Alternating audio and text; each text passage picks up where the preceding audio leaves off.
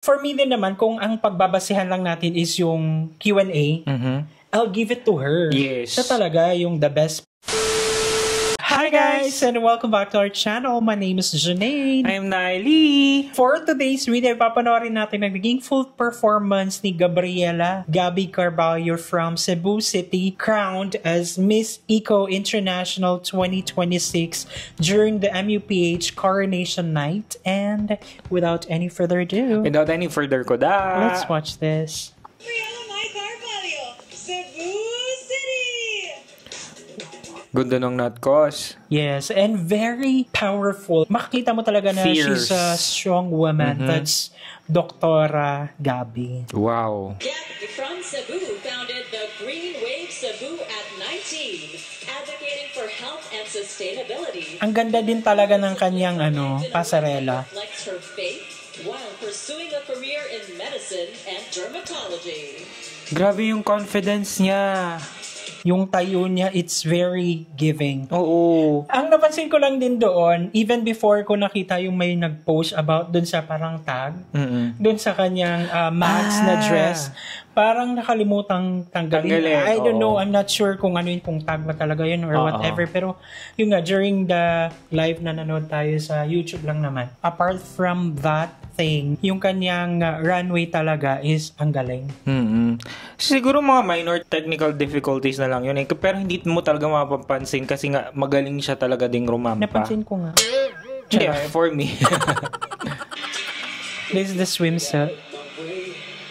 Grabe din ang katawan. Makita mo talaga yung discipline din, no? Gusto ko yun. Yung parang kinilig-kilig siya. Oh. Diba? Parang speechless. So, eto na ang kanyang naging evening gown. wow, the slow-mo. Sobrang gusto ko yung pagbaba niya. Very careful, pero very artistic. Oo. Yung ngiti talaga niya yung gusto ko sa kanya.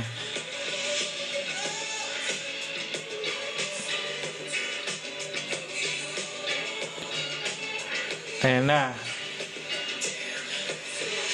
Wow! What do you call that? Liad. Liad, yes. Ang galing nung liad niya, and makita mo din talaga dun sa evening gown na talagang pasok siya. During that time na nanonood tayo, diba, sinasabi ko sa'yo na si Gabby talaga yung threat for the crown. I mean, ang magaling siya kasi hindi ganun ka-extended yung gown niya. So, parang yung dikit lang sa body shape niya. So, kailangan niya talagang maging extra glamorosa. Sobrang glamorous niya and sobrang regal siyang tingnan. And this is her final Q&A. Just like our public officials, a beauty queen is a public figure whose life is under constant scrutiny. As a beauty queen, how do you maintain your authenticity amidst the expectations of the public? As I've gotten older, I've learned that the most important thing is the posture of your heart. You have to ask yourself, am I putting out the best version of myself into the world? And is that something that is helping other people? I don't think there's a reason that we have to live on this earth if we're not impacting people positively. And so I hope all of us can move forward, save people next to us, and move to a better place in our society, because as Filipinos, we can place love above all. Alam mo, nagulat ako nung biglang bumuka yung bunga ngayon, tapos ganun kaganda yung how she speaks.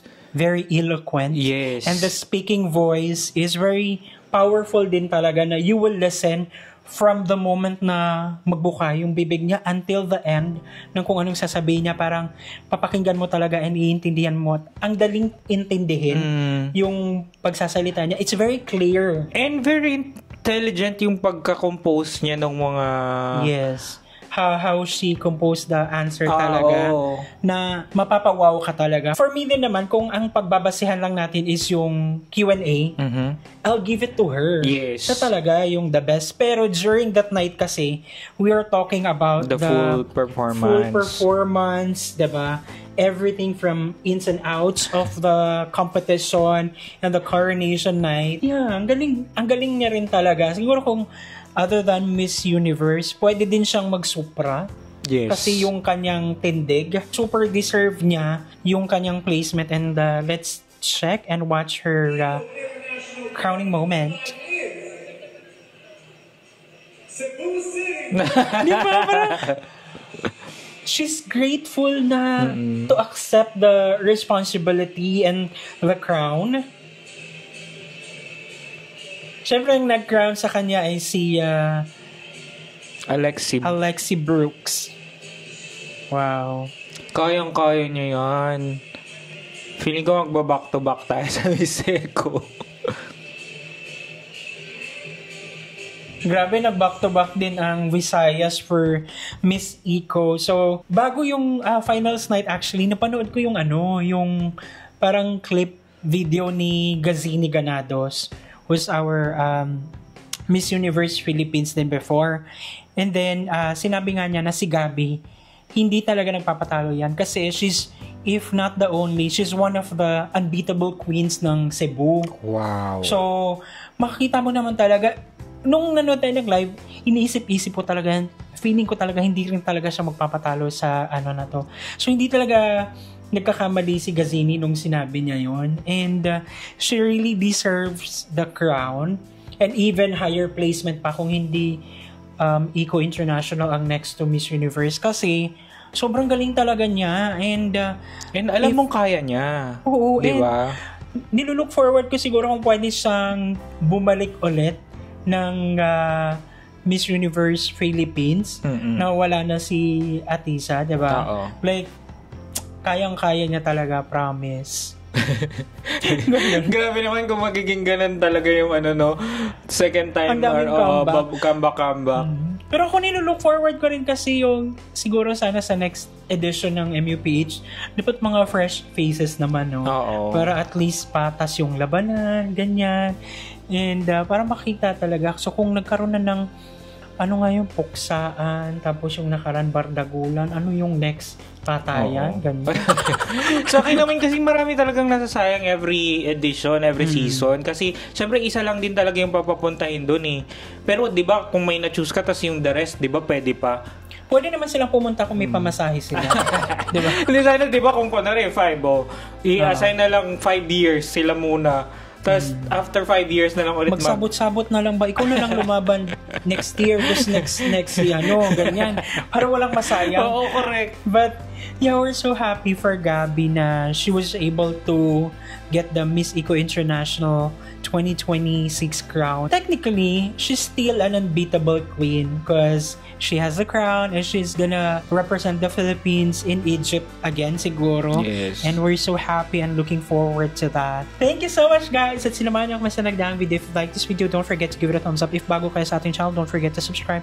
Hit that notification bell para updated kayo sa ating mga next uploads. Ayan guys, thank you so much for watching our videos. We have a lot of videos done and we have a lot of videos coming. So keep watching us in the next video. Bye!